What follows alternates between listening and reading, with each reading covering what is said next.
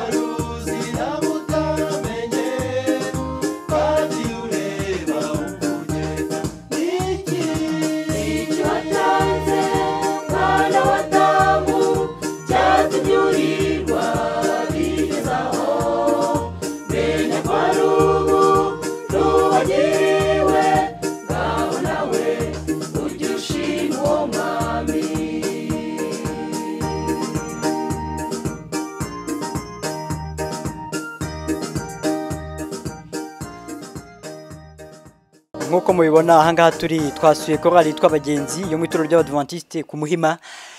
Murumva ko bari mu mwuka wo kuririmba indirimbo zikomeza abanyarwanda muri ibihe turimo byo kwibuka bacu bazize jenoside. N'umutwe w'abaririmbyi twita ikigugu cyangwa se twita Chorale ifite amateka, kuko na mbere ya jenoside yari ihari, kandi ni bamwe mu bantu babana n'abanyarwanda mu bihe bikomeye byo kwibuka bacu bazize jenoside, mu cyunamo ndetse no mu minsi 100 baba bari kumwe n'abanyarwanda mu buryo butandukanye. Ariko nabo ubwabo hari icyo bavuga, hari uko bumva abanyarwanda bakwibukamo icyizere, hari uko bumva abanyarwanda bakwibuka baniyubaka nabo ubwabo bihereyeho. Reka dukurikire ikiganiro twagiranye nabo. Nitwa Bashimwa Pascal, nkabandi umuyobozi wa Chorale Abagenzi. Chorale Abagenzi yagize ingorane zo kubura bamwe mu bari bagize umuryango wa Chorale Abagenzi mu buryo bwo kuririmba, atari mu muryango gusa, ariko ntabwo ari bo bonyine, kuko no mu miryango ari abaje muri Chorale bushyashya, ari abavandimwe baba baririmbagamo, ni benshi cyane bazize jenoside yakorewe abatutsi. Kubw'iyo mpamvu rero iyo twibuka muri Chorale Abagenzi ntabwo twibuka abaririmbyi bagera kuri 5 gusa, ahubwo twibuka umuryango mugari wabarizwaga mu bagenzi, mu mafamiye y'abagize abagenzi, ndetse tukibuka n'abanyarwanda muri rusange. By'umwihariko ariko buri mwaka tugira igikorwa cyo kwibuka abo baririmbyi, atari uko tubibagirwa, ahubwo tukaba tubibuka kuri iyo tariki, ahubwo turabizirikana, ariko tukagira igikorwa runaka tukora cyo kugira ngo tugaragaze ko icyo gikorwa cyatubabaje kandi duharanire nuko kitazongera. Kubw'iyo mpamvu rero dufataniza hamwe ari bari muri Chorale imbere ya jenoside, ari n'abayigezemo vuba, twese hamwe dufatanya icyo gikorwa cyo kwibuka abanyarwanda muri rusange ndetse n'abari bagize umuryango wa Chorale Abagenzi. Ibikorwa dukunda gukora kenshi na kenshi, dukunda gufatanya n'igihugu mu gikorwa cyo gukomeza abanyarwanda ndetse no guhumuriza abanyarwanda mu gikorwa cyo kuririmba, kuko Chorale Abagenzi zigira ibihangano byinshi birimo cyane cyane n'ibihangano bimwe na bimwe mwaje mwumva mwaje hano turirimba, birimo n'icyo watanze. Irandirimbo kenshi na kenshi no mu rwego rw'igihugu baraduhamagara bati muze kudufasha hana muyiharirimbe. Dutumirwa mu ntara zitandukanye, ahantu mu bikorwa byo kwibuka tugafatanya n'abanyarwanda mu kwibuka, ariko by'umwihariko nka korali natwe tujya tugira icyo gikorwa, cyane cyane hari igikorwa tujya dukunda kugira cyitwa gusana imitima nka korali Abagenzi, twibuka mu buryo bw'abakristo, tubwiriza ubutumwa, twihanisha ababa baragize ingorane yo kugwa mu ikosa nk'iryo ngiryo ryo gukora jenoside kuko n'umwanzi wabiteye, tukongera tukanahumuriza n'abahuye n'ingorane z'uko jenoside yaba yarabakozeho, bakaba ari imfubyi, bakaba ari incike, bakaba se uyu munsi wa none bagifite ibikomere, ariko tukabereka ko nyuma yo guhura n'ingorane hari ibyiringiro byo kugira ngo bagire kwiyubaka kandi bakomere. Nitwa Mukankusi Erinando, umuririmbyi muri Chorale Abagenzi. Natangiye kuririmba muri Chorale Abagenzi mwaka wa 1992. Chorale Abagenzi ubwo muri 1992 haburaga imyaka 2 yonyine kugira ngo jenoside ibe. Tubwire rero iyo wibutse uyijyamo utabizi ko mu myaka 2 hagiye kuba ikintu nka kiriya, iyo ubyibutse ni iki muri wowe kikuzamo nk'umuntu wagumye mu murimo? Ntabwo byoroshye kuvuga iyo umuntu yibutse ibyo bihe, kuko ni ibihe abantu benshi bazi bigoranye. Mu by'ukuri Chorale Abagenzi nayigiyemo nsangamo abavandimwe, nsangamo umuryango, nsangamo inshuti, mbese nayigiyemo nisanga, nkanezwa cyane no kubana nabo turi kumwe, ndetse n'igikorwa twabagamo cya buri gihe kirebana n'ivugabutumwa. Mu kuri ntabwo byoroshye gusobanura uburyo umuntu abyumva, ntabwo ari ibintu byoroshye, ariko nk'abanyarwanda ibintu twabiciyemo ntabwo bigomba kuducamo igikuba, nubwo cyacitse, ariko dufite Imana yakomeje kutwubaka. Chorale Abagenzi ntiyasenyuka, nyamara kandi yarivuyemo imbaraga zikomeye zagombaga gutuma isenyuka, ariko ntabwo yasenyutse. Ni ukuvuga ngo umuntu turi kuganira nawe ba Esiteri, ba Yusito, bariya bose ni abantu mwabanye, igira icyo batubwiraho, wenda icyo bibukaho nk'abantu mwabanye, wita abavandimwe, byari birenze kuba abantu mubana muri korali? Nibyo koko bari abavandimwe bacu cyane, ndahera kuri perezida wacu wari Semana ya Soni, yari umugabo w'umunyakuri, akaba umugabo uzi kujya inama, akaba umugabo ugira gahunda, agakunda umurimo, agakunda n'itorero, agakunda umuryango. Yari umuntu uzi kubumbira abantu hamwe mu nama zitandukanye. Nk'urugero nkanjye natangiye kujyamo gake gakeya nkiri umukobwa, ariko yari wa muntu uzi kuvuga ati umukobwa akwiye kwifata atyo, ntabwo mukwiriye kwirirwa muhagaze ku musozi n'abahungu nubwo babarambagiza, ariko ntabwo bikwiriye. Akaba umubyeyi uzi kubungabunga abana. Semana yari umuntu, umuyobozi w'intangarugero, yari umuyobozi ukunda umurimo kandi akanawushobora. Ndavuga undi witwaga Ngabonziza Yohana. Ngabonziza Yohana yari umugabo warimbaga baze, akaba umugabo witondaga, akagwa neza, igihe cyose yahoraga amwenyura. Nari ntarabona Ngabonziza yije mu maso, wenda habayeho aho abantu bari ntiyaburaho utuntu, ariko ngo ubone yije mu maso, ubone wenda arakaye cyangwa yivumbuye cyangwa ari ikindi kintu kibaye. Oya, yari umugabo ukunda guseka, kumwenyura, agakunda umurimo, agakunda bagenzi be. Twakundaga guhurira hamwe tukaganira, ndetse no gutandukana bikatugora, kuko twamaraga kwiga indirimbo nk'uko bisanzwe, hakabaho ibihe byo kuganira n'ibihe byo gusangirira hamwe. Abantu bagategura tugasangira, rwose ugasanga ari umuryango muzima umuntu wese yakwifuza kubamo. Iryivuze Esiteri nawe yari umumama mwiza, ugwa neza, wakundaga kumwenyura ibihe byose. Kabona nubwo muri ibyo bihe yari umupfakazi, ntabwo yari agifite uwo bashakanye, yari yamusigiye abana, ariko igihe cyose yari umukobwa ukunda kumwenyura, agakunda guhora anezerewe. Rebeka rero we yaratangaje cyane, mbese ntabwo byoroshye, Rebeka yashyingiwe nyuma yanjyeho gatoya ninjye wamubanjirije, ariko twashyingiwe dukurikirana kandi dushyingirwa abagabo bo muri korali Abagenzi twembi. Nawe yari umukobwa ukunda kuririmba, agakunda umurimo, agakunda guseka kandi akamenya no kuririmba rwose. Ntago byoroshye kumva ko abo bantu tubabura, ariko byarabaye. Imana rero izi byose, iza uko abacu aho abacu bari, ntabwo tubuze ibyiringiro, nta nubwo ducitse intege, kuko turize neza ko Imana yacu nta na kimwe itazi, nubwo atari nyirabayazana wabyo, ariko irabizi. Semanywa Yusto we yari umuvandimwe w'umutware wanjye, niwe wari mukuru kuri we, niwe nari narasanze mu muryango kwa databukwe, nkaho ari we mukuru w'umuryango, kuko databukwe ntabwo yari akiriho, ariko niwe wayoboraga umuryango muri icyo gihe. Mbese nawe wadushingiye.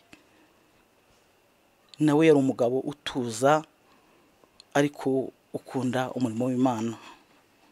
Mbese muri rusange muri korali Abagenzi rwose hari mu murimo, hari mu muryango kandi hari mu murimo.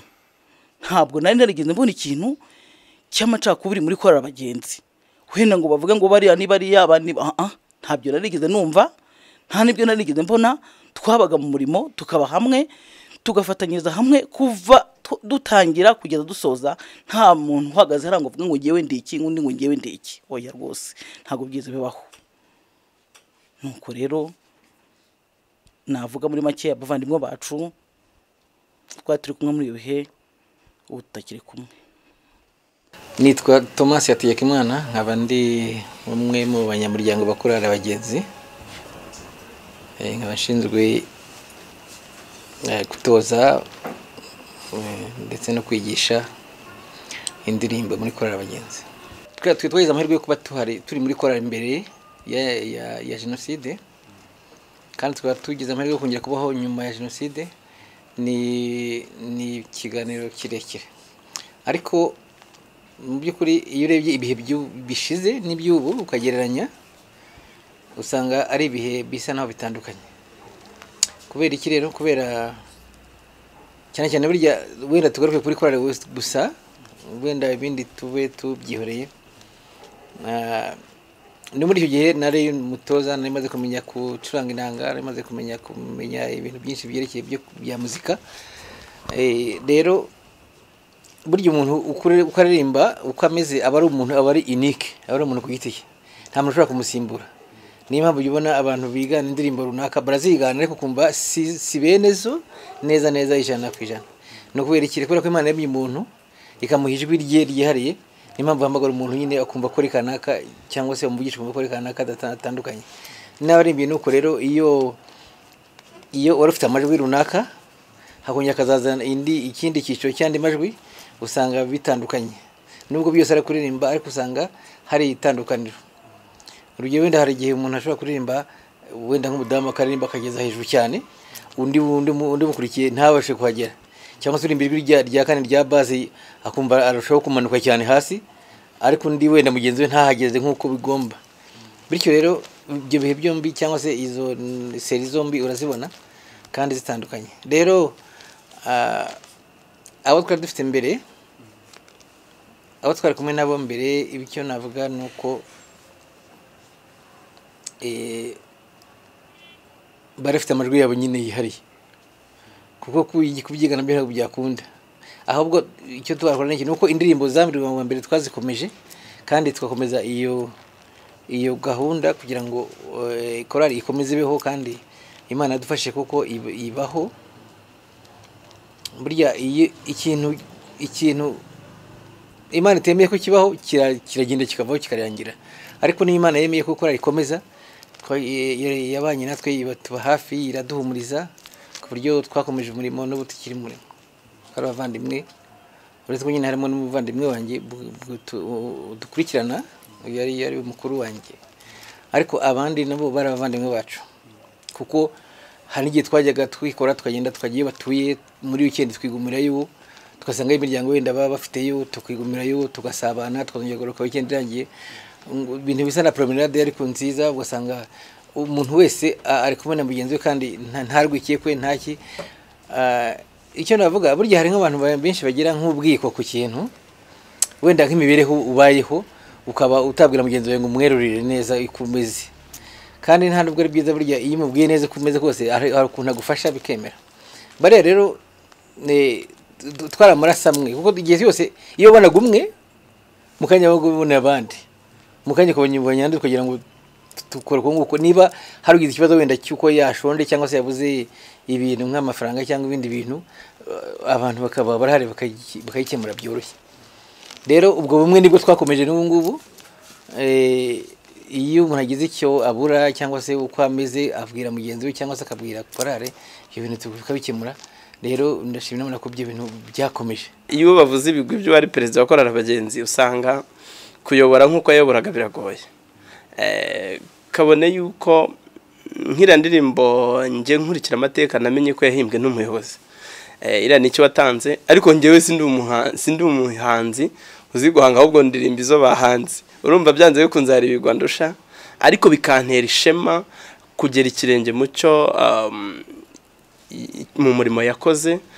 Ikindi kinshimisha nuko abanyarwanda bavuze ngo ntapfira gushira, nuko ayo mafamiye hari abantu bamwe na bamwe yagiye asiga abana tubanye neza, turasurana, tugira igikorwa cyo kwibuka tugifatanije nabo bana, turabamenyesha tukababwira aho tuzagikorera, ntabwo bajya basigara, tuba turi kumwe, ahubwo wumva nabo bafite ibyishimo by'uko hari abarokotse mu muryango w'Abagenzi, natwe bikatunezeza yuko abo bana ndetse n'ababyeyi, kuko hagiye harokoka abana hakarokoka n'abafasha babo. Uyu munsi wa none rero biratunezeza kuba turi kumwe nabo kandi tugakora no mu murimo. Nyuma y'imyaka 2 ugiye muri Chorale, jenoside birabaye, mubura abavandimwe, winjiyemo ari abaririmbyi bagenzi bawe, usanga n'umuryango n'inshuti ni mu murimo nk'uko wagiye ubivuga. Dusangize rero uko wese wumva ko ukwiye gukomeza kusa ikivi. Jenoside ibaye maze imyaka 2 muri Chorale, nyuma yaho nkaza kubona ndi kumwe n'umutware ndetse n'abandi bantu bake muri Chorale. Byabaye ngombwa ko twumva ko tugomba guhurira ahantu hamwe tukaganira kuri Chorale Abagenzi. Twarahuye koko, ariko ndibuka ko umunsi wa mbere duhura habuze amagambo yo kuvuga, habayemo amarira gusa, mbese no kwitonganya, mbese no kubabara gukabije, no kubazanya amakuru y'abacu ko bantu bagiye aho baguye, bamwe ntitwanahamenya, abandi tuza kuhamenya, ariko turavuga tuti ibyo ari byose kuba dusigaye ntacyo twatanze, nkuko indirimbo twajyaga twiririmba, none ubwo ntacyo twatanze dukwiye gukomeza gukora, tugakomeza kubwiriza ubutumwa, kuko Imana igitujije umwuka, itumye mbese yemeye ko tubaho muri ibihe bikomeye, tugomba gukomeza kubwiriza ubutumwa. Nubwo buryo rero twiyemeje, turavuga tuti Chorale Abagenzi ntikwiriye gusenyuka, kuko Imana ikihagazeho. Dukomeza turi bake, ariko dukomeza twiyemeje ko tugomba kugwa mu murimo. Igihe gikwiriye tuza kubona n'abandi, nuko turakomeza, kandi nabo bakomeza kubavanirwa bacu.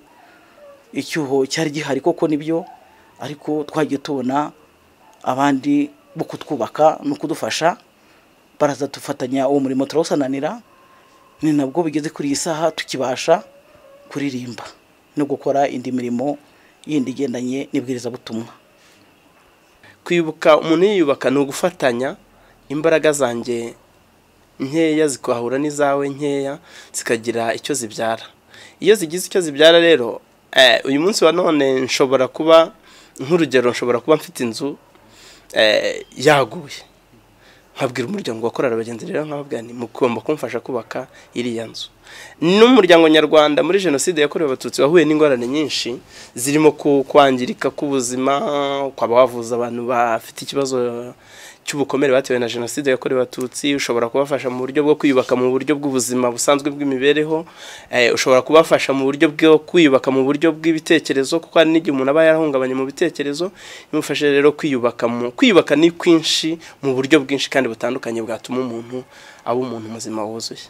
Ni ukuri dukwiye kwibuka ariko twibuka yuko igihe kizagera ari abamizwe baguye mu migezi, ari abariwe n'inyamaswa, ari ubundi buryo bwose. Icyo tuzi cyo nuko Yesu yavuze ati ni ingaruka, abapfuye bose bazongera bazuke, abapfuye bizera. Twizera rero yuko tudaheranwa n'agahinda, twakiriye Yesu utabeshya, umunyakuri, uwo niwe twiringiye. Tuzi yuko abacu twabuze nitwizera, kuko ahabo n'Imana ihazi, ariko ntabwo dufite gushidikanya. Nitwizera tuzongera kubona n'abacu. Abanyarwanda rero bakomere, twubake ubumwe bw'Abanyarwanda, twubaka igihugu cyacu, twubaka umuryango wacu w'Abanyarwanda, tuzi neza yuko ari umuryango Imana yemeye kubaho, umuntu wese adakwiriye guhutaza, ahubwo umuntu wese akwiye kubungabunga. Nabwira Abanyarwanda muri rusange ko tugomba kubaza tukaba umwe. Icyambere abishyizemo nta kibananira, icya kabiri iyo turi hamwe nta muntu watumenera amaguru yongere gukora ikintu nk'icyabaye icyo gihe muri jenoside. Rero Abanyarwanda mukomere, twihangane, tugire ubumwe bushyitse kugira ngo twubake igihugu cyacu, kandi kuko kirubakwa gitera imbere, dukomeze ari ivugabutumwa rigende neza, ari igihugu nacyo gitera imbere kugira ngo umuntu abone ibyo yifuza byose. Nitwa Karambize Enias, nkaba ndi umwe mu batangije Chorale Abagenzi kuva yatangira, kandi nkaba naragize amahirwe yo kuba na n'ubu nkiririmbamo nk'umwe wayitangije. Nk'uko bagenzi banjye bagiye babivuga kuri bariya bavandimwe bahitanywe na jenoside yakorewe abatutsi 1994, ndashaka kukubwira ko rwose icyo navuga nuko nasaba Imana ngo iryo shyano ntizagaruke, kandi nshishikariza Abanyarwanda ko mu bumwe dufitanye ubu tuzabuhorana iteka ryose, ko nicyo cy'ingenzi. Birababaje cyane uko wabonaga umuntu yahindutse nk'inyamaswa, agashobora akica mugenzi we. Ni ikibazo gikomeye. Rero icyo nakubwira nuko bidakwiriye kongera kubaho. Mu bumwe dufite bw'Abanyarwanda ntabwo bishobora kongera kubaho, nkurikije uburyo Imana yadufashije hakabaho umutekano mu gihugu cyacu. Barakoze cyane abagize umutwe w'abaririmbyi Abagenzi bo ku itorero ry'Abadventiste umunsi wa 7 ku Muhima. Turabashimira ko bafashe Abanyarwanda kwibuka biyubaka. Mwabibonye ko nabo ubwabo babanje bakiyubakamo icyizere cy'ejo hazaza, kugira ngo bakomeze umurimo w'Imana, ariko kandi banafashe sosiyete nyarwanda kwibuka iniyubaka mu gihe hibukwa jenoside yakorewe abatutsi muri 1994. Reka tugane ku musozo w'ikiganiro twagiranye namwe, kandi twagiranye na Chorale Abagenzi.